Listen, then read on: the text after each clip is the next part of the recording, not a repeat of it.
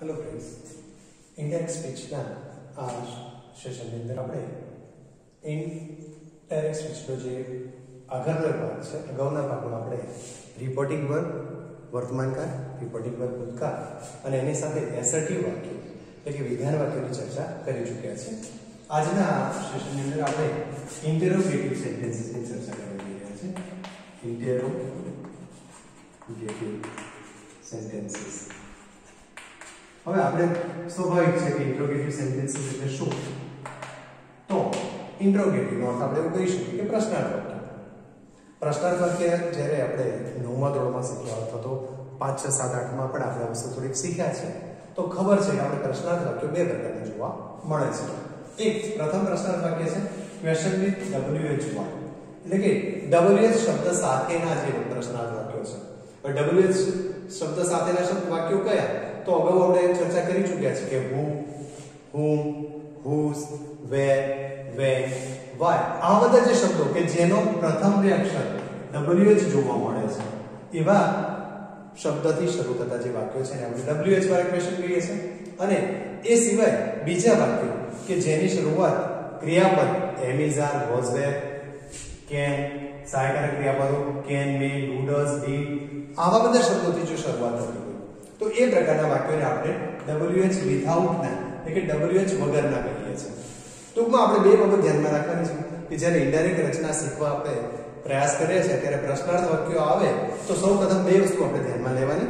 એક કે આપેલું પ્રશ્નાર્થ વાક્ય WH શબ્દ ધરાવે છે કે નથી ધરાવતું. જો WH શબ્દ નથી ધરાવતું તો કયા ક્રિયાપદનો ઉપયોગ પ્રશ્ન સૂચવવા માટે પ્રશ્ન વાક્ય બનાવવા માટે થયું છે એ બાબતે ધ્યાનમાં રાખવાની છે. કારણ બંને વાક્યોના પ્રશ્નોની રચના જ્યારે ઇનડાયરેક્ટ સ્પીચમાં ફેરવવાની છે ત્યારે થોડો ડિફરન્સ જોવા મળે છે એટલે આ બાબત આપણે ક્લિયર કરવી પડે છે. હવે સૌપ્રથમ આપણે WH સિવાયના જે શબ્દો છે એના સંદર્ભમાં થોડું શીખવાનો પ્રયાસ કર્યા છે કે આવા પ્રશ્ન વાક્યની શરૂઆતમાં યા તો am, is, are, was, were, can, may, do, does, did, shall, will, should, would, could આવા બધા may, might, must એવા બધા શબ્દોથી શરૂઆત થતી હોય, સહાયકારક ક્રિયાપદથી થતી હોય કે ટુ બી ના ફોર્મ્સથી કે ટુ ડુ ના રૂપોથી વાક્યની શરૂઆત થઈ હોય અને જે વાક્ય આપણે પ્રશ્નાર્થ આપેલું હોય તો એવા વાક્યનું ઇનડાયરેક્ટ કઈ રીતે કરવું. અગાઉના પીરિયડમાં આપણે જોઈ ચૂક્યા છે કે બોલનાર અને સાંભળનાર જ્યારે આપણને આપેલા હોય તો વાક્યમાં આપણે સે આપેલું હોય અથવા તો સેઝ ટુ આપેલું હોય તો આપણે ટેલ અથવા તો ટેલ્સ કરતા હતા. જો વાક્યમાં આપણે સેડ આપેલું હોય અથવા તો સેડ ટુ આપેલું હોય, એકલું સેડ હોય તો સેડ ટુ સેડ રાખીએ છીએ અને સેડ ટુ એટલે કે બોલનાર સાંભળનાર આપેલા હોય તો આપણે ટોલ્ડ કરતા હતા. સૌપ્રથમ એક નવો ચેન્જ કરવાનો છે કે આપણને આપેલું વાક્ય પ્રશ્નાર્થ છે એની જ્યારે આપણને ખબર પડી જાય છે ત્યારે રિપોર્ટિંગ વર્બ પર આપણે ધ્યાન આપી અને જો રિપોર્ટિંગ વર્બ વર્તમાનકાળનો હોય તો વર્તમાનકાળમાં વપરાતો શબ્દ અને રિપોર્ટિંગ વર્બ જો ભૂતકાળમાં હોય તો ભૂતકાળમાં વપરાતો શબ્દ આપણે સિલેક્ટ કરવાનો છે. હવે આપણે જોઈ લઈએ છીએ કે અહીંયા રિપોર્ટિંગ વર્બ કયું છે આપણને તો સેડ. વાક્ય પ્રશ્નાર્થ છે અને તમને બધાને ખબર છે કે પ્રશ્નના સંદર્ભમાં વાક્ય હોય તો આપણે આસ્ક શબ્દનો ઉપયોગ કરીએ છીએ. આસ્ક એટલે પૂછવું. જો રિપોર્ટિંગ વર્બ વર્તમાનકાળમાં હોય એટલે કે સેઝ આપેલું હોય તો આપણે આસ્ક ને એસ લગાડી દેવાનું થાય. જો સે આપેલું હોય તો આસ્ક લખવાનું થાય. પણ આપણને સેડ ટુ આપેલું છે એટલે આપણે આ સેડ ટુ ની જગ્યાએ આસ્ક લખતા શીખવાનું છે. શરૂઆત આપણે કરી રહ્યા છીએ કે આપણું પ્રશ્નાર્થ વાક્ય ઇનડાયરેક્ટમાં કઈ રીતે પરિવર્તિત થશે. તો સૌપ્રથમ જૂની આપણી જે સિસ્ટમ શીખેલા છે બોલનાર અને સાંભળનારને એઝ ઇટ ઇઝ લખી દઈએ નીલા અને અનિલ. આટલું કામ આપણે પહેલા કરી લઈશું.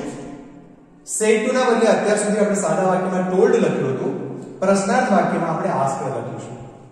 નીલા આસ્કડ અનિલ. હવે તમને બધાને યાદ જ હશે કે આપણે અવતરણ ચિહ્નો દૂર કરતી વખતે આપણે ધેટ સંયોજક મૂકતા હતા. યાદ આવી ગયું છે આપણને બધાને કે આપણે કયું સંયોજક વાપરતા હતા? ધેટ. પણ પ્રશ્નાર્થ વાક્યમાં આપણે આ ધેટ સંયોજક વાપરવાનું નથી. તો પ્રશ્ન પૂછશે શું વાપરવું? એટલા માટે જ આપણે પહેલા પણ કહ્યું કે આપણે જ્યારે પ્રશ્નાર્થ વાક્ય શીખશું ત્યારે WH અને WH વગરનાનું ધ્યાન રાખવાનું છે. એટલે આપણું જે અત્યારે વાક્ય જે શીખી રહ્યા છે WH સિવાયનું છે. એટલે જ્યારે આપણે WH સિવાયનું વાક્ય શીખતા હોય ત્યારે તમારે બે શબ્દો યાદ રાખવાના છે, if અથવા whether.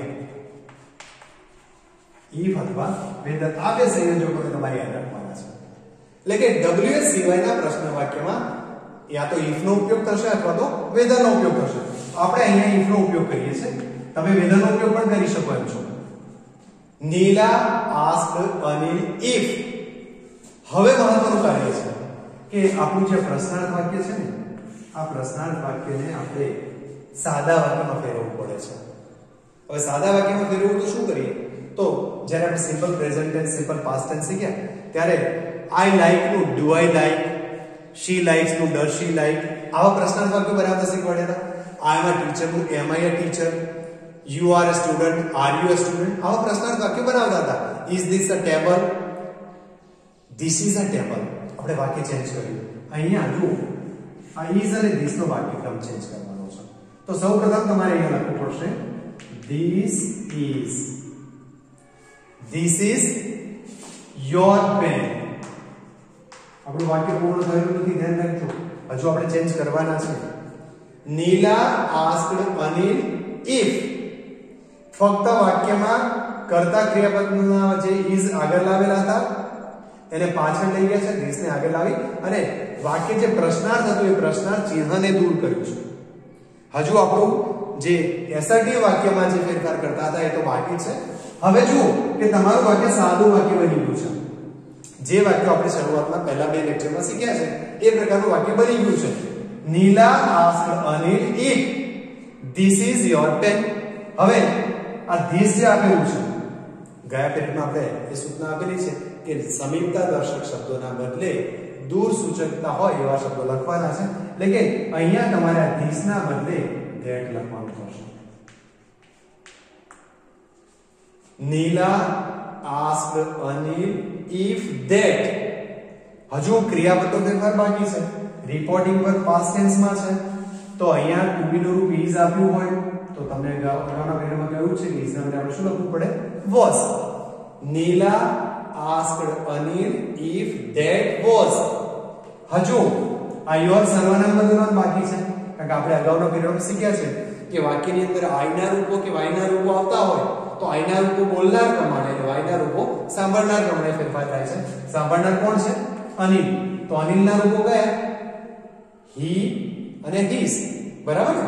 તો અનિલ નું રૂપ છે he અને his, સંબંધક રૂપ છે his. તો અહીંયા તમારે your ની જગ્યાએ his લખવું પડશે. હવે તમારું વાક્ય બદલવું છે. જો વાક્ય આને ચેન્જ કરો. સૌપ્રથમ say to ના બદલે asked લખ્યું. વાક્ય આપણો પ્રશ્નાર્થ છે એટલા માટે નામ as it is રાખ્યા છે. નીલા asked Anil. સંયોજક તરીકે જે વિધાન વાક્યમાં આપણે that ઉમેરતા હતા એના બદલે આપણે if ઉમેરવાનું છે. ધ્યાન રાખજો આપણે W સિવાયના શબ્દોની વાત, પ્રશ્નોની વાત કરી રહ્યા છે. વાક્યનો ક્રમ બદલી કાઢ્યો. is this ના બદલે this is કર્યું અને this is ના બદલે that was. એટલે કે તમે થોડી પ્રેક્ટિસ વાક્યની કરશો પછી આ ફેરફાર સીધો ફાવી જશે. that was your ના બદલે his થયું અને pen આ રીતે લખાયું. તો આપણો પ્રથમ વાક્ય રેડી છે. હવે બીજા વાક્યનો પ્રયાસ કરીએ આપણે. Joy said to Jigna. જો said to આપેલું છે મતલબ પહેલો ભાગ તો આપણો ક્લિયર જ છે. Joy asked Jigna. આટલા સુધી તો ક્લિયર છે. આપણે હમણાં કહ્યું હતું કે શું ઉમેરવાનું છે? if અથવા whether. તો આપણે if ઉમેરી દઈએ. if. ફરી પાછો એ જ ક્રમ.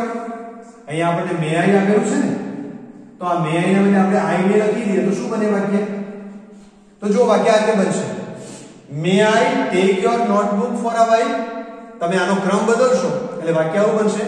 I may take your notebook for a while. વાક્યનો ક્રમ બદલાઈ ચૂકેલો છે એટલે કે હવે પ્રશ્નાર્થ વાક્ય વિધાન વાક્યમાં જતું રહેશે. એટલે કે આ શબ્દનો ક્રમ બદલવાથી તમારી પાસે આ પ્રકારનું વાક્ય ઊભું થાય છે. I may. આ જે ફેરફાર કર્યો આપણે એને ધ્યાનમાં રાખીને ચાલો વાક્યમાં. હવે વાક્યમાં શું આપ્યું હતું? say to એટલે આપણે આસ્કર પસંદ કરી લીધું છે. જય એ he ના રૂપો થશે અને જીગ્ને s ના રૂપો થશે. આપણા વાક્યમાં આપણને I આપેલું છે. અગાઉ વાત કરી ચૂક્યા છે કે I પોતાની લાઈનમાં સીધું જોતો હોય છે એટલે કે I એ સીધો બોલનારને ઇફેક્ટ કરે છે. બોલનાર જય છે એટલે I ના બદલે તમારે લખાશે he. may નું રૂપ ભૂતકાળનું આપણે લખાવ્યું છે કે may ના બદલે તમારે might લખવું પડશે. if he might. take નું take M as it is રહેશે કારણ may નું might થયા પછી જે મેઇન વર્બ છે બદલાતું નથી. if he might take, હવે યોર કોના માટે વપરાયું? તો આપણે અગાઉ કહી ચૂક્યા છીએ કે why શબ્દ આવે તો સાંભળનાર કોણ છે? જિજ્ઞા. તો જિજ્ઞાનું રૂપ કયું આવશે? તો જિજ્ઞા કર્તા તરીકે તો સી આવે, પણ અહીંયા માય ના રૂપમાં છે, યોર ના રૂપમાં છે, એટલે કે સાંભળનાર તરીકે સી નું રૂપ આવશે હર. જય asked Jigna if he might take, અહીંયા આપણે લખશું her notebook for a while. આ પ્રમાણે આપણું વાક્ય બનશે. ફરી રિપીટ કરીએ. say to ના બદલે આપણે asked વાપરીશું. જય as it is લખ્યું, જિજ્ઞા as it is લખ્યું છે. જય asked Jigna if may I, ક્રમ બદલ્યો, I may કર્યું, અને I કોના માટે વપરાયું? તો જય માટે, તો એના માટે he લખ્યું. may ના બદલે આપણે might લખ્યું. may નું might કર્યા પછી જે મેઇન વર્બ take છે એનું રૂપ બદલાતું નથી, એટલે take as it is રાખ્યું છે. યોર સાંભળનાર જિજ્ઞા છે એટલે કે સી નું રૂપ લીધું, હર લખ્યું. નોટબુક ફોર અ વાઇલ, તો બાકીના શબ્દોને આપણે ચેન્જ કર્યા નથી. ધ્યાને રાખવાનું છે કે ડાયરેક્ટમાંથી ઇનડાયરેક્ટમાં જ્યારે આપણે વાક્ય ફેરવીએ છીએ, એટલે કે પરિવર્તિત કરીએ છીએ, ત્યારે પ્રશ્ન ચિહ્ન પણ પછી વાક્યમાં જવાબમાં રહેતું નથી. ત્રીજા વાક્યને સમજવાનો પ્રયાસ કરીએ. ત્રીજા વાક્યમાં આપણને કંઈક આવું આપ્યું છે. જયનીલ સેડ ટુ જય. જો ફરી પાછું સેડ ટુ લઈ લીધું છે આપણે, તો આસ્કડ આવવાનું છે, તો હવે સમજ પડી જ ગઈ છે. જયનીલ asked જય. જયનીલ asked જય. will મિસ્ટર દવે છે. જો will ને પાછળ લઈ જઈએ, મિસ્ટર દવે ને આગળ લાવી દઈએ, તો વાક્ય શું બનશે? Mister Dave will. બે શબ્દો આગળ પાછળ કરી રહ્યા છે. ધ્યાન રાખો, will અને મિસ્ટર આ બે શબ્દોની વચ્ચે કોઈ લો શબ્દ પૂછાય રીતે નહીં કરીએ. મિસ્ટર દવેને કમ્બાઈન મતલબ શબ્દ ભેગો ગણી લીધો છે. will ને પાછળ લઈ જાઓ. will Mr. Dave accept your proposal? Mr. Dave will accept your proposal. Jainil asked Jay. સંયોજક કરું મૂકવાનું છે. if મુકાઈ ગયું છે, Mr. Dave ને as it is લખો. આપણે અગાઉ ચર્ચા કરી ચૂક્યા છે કે ત્રીજા પુરુષના he she ના રૂપો જો વાક્યમાં હોય તો ફેરફાર કરતો નથી, એટલે કે મિસ્ટર દવે માં પણ ફેરફાર નહીં થાય. મિસ્ટર દવે હવે જે will શબ્દ પાછળ લઈ ગયા હતા એનું ભૂતકાળનું રૂપ એટલે કે would મૂકવું પડશે. will નું રૂપ લખાશે would. Jainil asked Jay if Mr. Dave would accept your ના બદલે જયના માટે his proposal. આ રીતે લખાશે. એટલે કે ત્રણ વાક્યો આ પ્રમાણે બનાવ્યા છે. પરીક્ષામાં જરૂર નથી કે બધી જગ્યાએ સેટ ટુ લખેલું હોય, ક્યારેક સીધે સીધું આસ્કડ પણ આપી દીધું હોય. The teacher asked the students. The teacher asked the students, do you want to go to Delhi by air? શું તમારે દિલ્હી by air વિમાનમાં જવું છે? જો આસ્કડ આપેલું છે એટલે આપણે બીજું કોઈ વિચારવાનો પ્રશ્ન આવતો નથી, એટલે આપણે લખીશું the teacher asked the student. if તો રહેવાનું છે વાક્યમાં. અહીંયા જો do you વાળી વાક્ય રચના આપી છે. અહીંયા તમારે ધ્યાન રાખવાનું છે કે વાક્યની શરૂઆતમાં જ્યારે do કે does હોય અને વાક્યના અંદરના ભાગમાં કે not ન હોય તો આપણે do ને વાક્યમાંથી દૂર કરવાનું. કારણ કે do અહીંયા સહાયકારક ક્રિયાપદ તરીકે વપરાયેલું છે. એ કારણ કે વાક્યમાં મેઇન કરતા you અને મેઇન વર્બ છે want. આપણા વાક્યને સહાય પૂરી પાડવા માટે do આવેલું છે, એટલે કે do વાક્યમાંથી નીકળી જશે. વાક્ય વધ્યું છે you want to go. if હવે અહીંયા you સાંભળનાર પ્રમાણે વપરાયું છે. સાંભળનાર સ્ટુડન્ટ્સ છે. જો એક સ્ટુડન્ટ નથી, બહુવચનમાં છે, તો એકવચનમાં સ્ટુડન્ટ હોત તો આપણે he અથવા she લખતા. બહુવચનમાં છે તો he she નું બહુવચન they છે, તો આપણે અહીંયા they લખીશું. they do વાક્યમાંથી દૂર થયેલું છે. do વાળું વાક્ય not સાથેનું હોત તો અહીંયા did not વાળી વાક્ય રચના ઊભી થાય, પણ અહીંયા do સહાયકારક ક્રિયાપદ તરીકે not સાથે આવેલું નથી, એટલે કે do વાક્યમાંથી દૂર થશે. they want નું વાક્ય આવશે wanted. want નું રૂપ થશે wanted. બાકીના વાક્યમાં આપણે ફેરફાર કરવાનો નથી. to go to Delhi by air. વાક્યના અંતે રહેલું જે પ્રશ્નાર્થ ચિહ્ન છે વાક્યમાં મુકાતું નથી. હવે એ સિવાયનું જે વાક્ય આપણે લખેલું છે એને જોવા પ્રયાસ કરીએ તો Harsh said to Hina. વાક્યમાં આશ્રય આપીને વાક્ય પૂછી શકાય એ વસ્તુ તો આપણે સમજ પડી ગઈ છે. એક બાબત એ પણ ધ્યાનમાં રાખવાના છે કે પરીક્ષામાં આપણે સિંગલ સેન્ટેન્સીસ પૂછાતા નથી. એટલે કે જ્યારે કોઈ પણ વાક્ય પ્રશ્નાર્થ આપ્યું હશે ને તો એ વાક્યના નીચે એનો જવાબ પણ આપેલો હશે. એટલે કે સામા વ્યક્તિ દ્વારા બોલવામાં આવતું વાક્ય પણ આપેલું હશે. તો એવા સંજોગોમાં આપણે ધ્યાન રાખીશું કે આશ્રયવાળા વાક્યનો કોઈ પણ પ્રશ્નનો જવાબ અપાતો હોય તો એ જવાબ જ્યારે આપશું ત્યારે રિપ્લાઇડ વાળી વાક્ય રચનાની જરૂર પડશે. Harish said to Hina. Harish asked to Hina. Can I છે ક્રમ બદલી કાઢો. I can થશે. I કોના માટે વપરાશે તો હરેશ માટે. સંયોજક કરવાનું છે if ઉમેરી દીધું. he can ના બદલે could. if he could use your કોના માટે વપરાયું છે હિના માટે તો હિનાનું રૂપ her સ્કૂટર.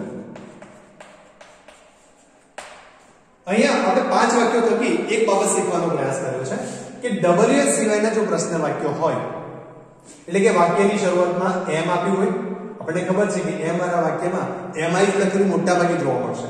તો એવા સંજોગોમાં શું કરીશું તો એમઆઈ લખેલું હોય તો પ્રશ્ન વાક્યને આઈએમ થી આપણે ફેરવી અને વિધાન વાક્યમાં ફેરવી લેવાનું.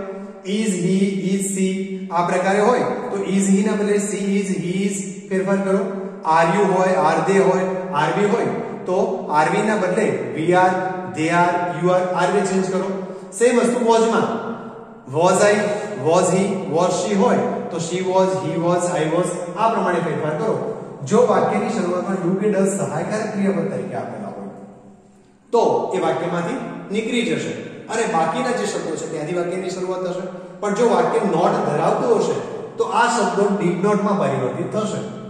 જો વાક્ય ડીડ વાળું હશે અને વાક્ય આપેલું હશે તો ડીડ વાક્યમાંથી નીકળી જશે પણ ડીડની સાથે નોટ આવેલું હશે તો એ વાક્ય હેડ નોટ માં પરિવર્તિત થશે.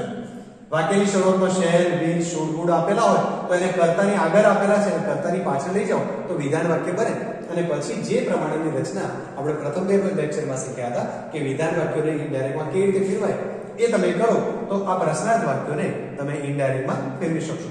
તમારે યાદ રાખવાના પોઈન્ટ્સ એટલા છે કે સૌપ્રથમ વાક્યનો પ્રકાર જોઈ લો. WH સિવાયનું છે WH સિવાયનું છે તો if કે વેધર કન્જક્શનનો ઉપયોગ કરો. આપણે જે વાક્યમાં if લખેલું છે આ if ની જગ્યાએ તમે વેધર શબ્દનો ઉપયોગ કરી શકો ત્યારે પણ વાક્ય સાચું જ છે. બીજી વસ્તુ ધ્યાને રાખીશું કે અવતરણ ચિહ્નો જ્યારે નીકળી જાય છે ત્યારે વાક્ય પ્રશ્નાર્થ વાક્ય વિધાન વાક્યમાં પરિવર્તિત થયેલું છે. એટલે કે જ્યારે તમે ઇનડાયરેક્ટ સ્પીચમાં જવાબ આપી રહ્યા હો તો વાક્યના અંતે પ્રશ્નાર્થ ચિહ્ન મૂકવાનો નથી. હવે બીજા લેક્ચરમાં આપણે WH સાથેના જે શબ્દો છે એની ચર્ચા કરીશું. Thank you.